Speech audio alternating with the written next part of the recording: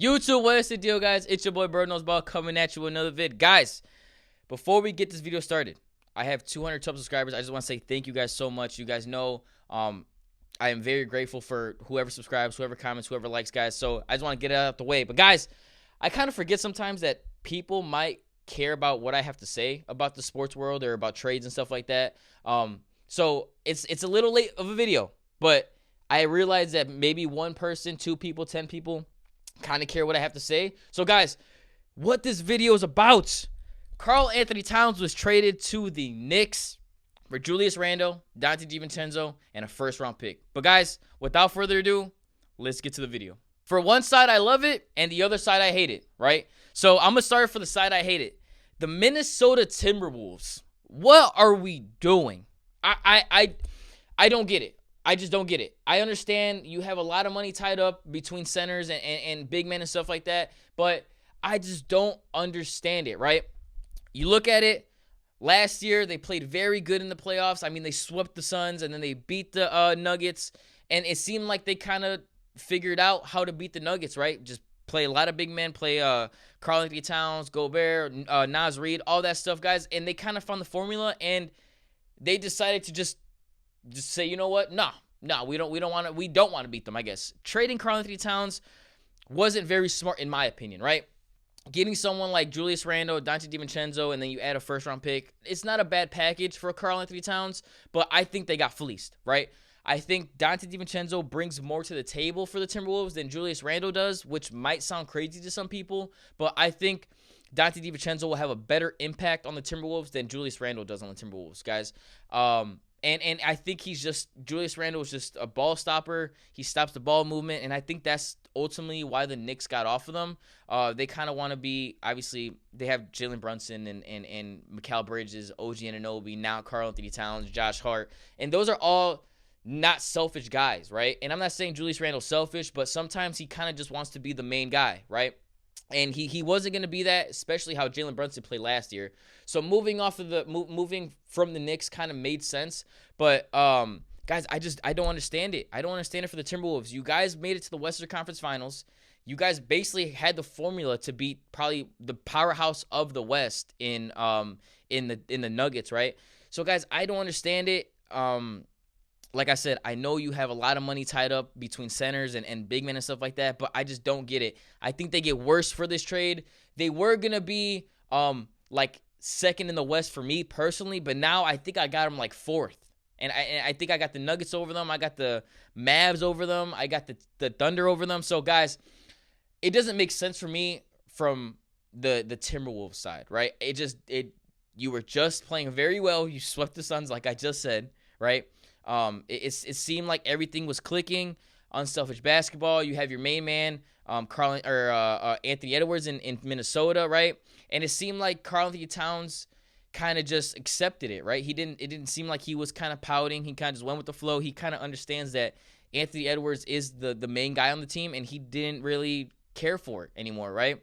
But adding someone like Julius Randle, I think he's gonna want to come in there and not take over Anthony Edwards' spot, because everyone in Minnesota knows he won't do that. But in Julius Randle's head, he's gonna be like, you know what? I still could be a number one guy. I still could come out here and be very good. And I'm not saying Julius Randle was a bad player. I'm not. I think he's a good player. He's 6'8". He can rebound the ball. He can get to the basket. He can do all that. But when it comes to playoff basketball, kind of playing in a half-court set, he does turn the ball over a little bit much, and I don't think, like I said, I think he's a ball stopper, right?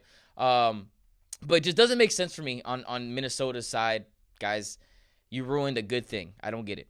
Now to the Knicks side, I absolutely love this trade for one reason, right? Or a couple reasons, actually. The number one reason is being you got off of Julius Randle's contract. You got off of Julius Randle, the player. I think if he were to play this year with the Knicks and they weren't as good as last year, everything was going to be put on Julius Randle, right? Because he wasn't there last year, because he was hurt, and everything was clicking. They were playing well. And when Julius Randle were to come back, if the team would have been worse, then they would have put the blame on Julius Randle, right? Obviously, we know Julius Randle used to be the guy. He's not the guy anymore because Jalen Brunson's there. So I think moving off of Julius Randle was a very smart thing for the Knicks. And I was saying this after they're playing in the Eastern Conference semifinals and stuff like that. I thought this was the perfect move to make. And losing someone like Dante DiVincenzo, I think is going to impact the Knicks more than losing Julius Randle. Guys, I think Dante DiVincenzo did bring a lot to that Knicks squad, especially during the playoffs. Very, very good shooter. He could defend also. He fits the New York Knicks play style, right? So I think losing Dante DiVincenzo is worse than losing Julius Randle for the Knicks. But guys, adding someone like Karl Anthony Towns, an actual 5 who can shoot the ball, and the starting 5 looks kind of scary to me, guys. It does. I'm not gonna say they're the favorite in the East, but I think they're number 2 for sure now. And the only reason they're not number 1 is because the Celtics didn't lose anyone. Guys, the Knicks are going to look very scary. I think the starting lineup looks something like Jalen Brunson. You could put Mikal Bridges at the 2. Then you could put Josh Hart at the 3, OG Anunoby at the 4, Karl Anthony Towns at the 5.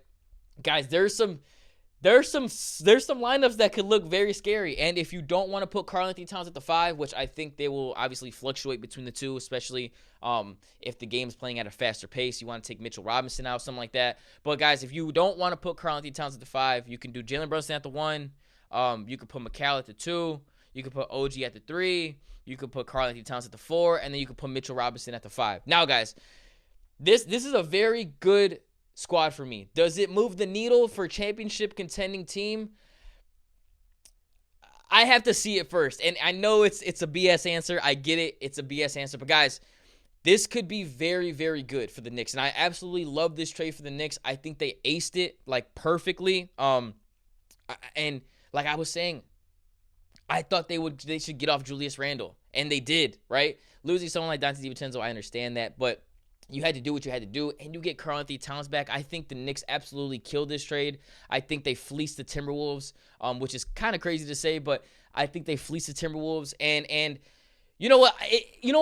It does move the needle for me. It does move the needle for me. It gets them closer to a championship for sure. Because if you look at the Celtics, right? If you match up with the Celtics in the Eastern Conference Finals and stuff like that, you put Karl Anthony Towns on Porzingis. That's a very good matchup, right? You put OG Anunoby on Jason Tatum. That's a very good matchup. You put Mikal Bridges on Jaylen Brown. That's a very good matchup, right? And then obviously Jalen Brunson, Derek White, or Drew Holiday, stuff like that. Josh Hart, whatever it may be, guys. They match up very good versus the Celtics. I'm going to say that. So does it move the needle for me? I think it does. Adding someone like Karl Anthony Towns, a stretch 5 who's 6'10", 6'11". Guys, I absolutely love this trade for the Knicks, and I don't have them coming out the East, but it's definitely a move, a needle mover for me. It is. I think it's going to be Boston Celtics and the Knicks in the Eastern Conference Finals. I think it's going to be a very good finals, or very good Eastern Conference Finals matchup. And guys, it does move the needle for me. I think they're going to be very, very good. Very, very good. But guys, let me know what you guys think on the trade. If you're a Knicks fan, if you're a Minnesota Timberwolves fan, let me know what you guys think. I absolutely love this trade for the Knicks. Like I said, probably 10 times throughout this video. I hate it for the Minnesota Timberwolves, but hey, that's kind of, you live and die by the sword, right? But guys, let me know what you guys think. Again, thank you for 212 subscribers, guys. But that's pretty much it. Peace.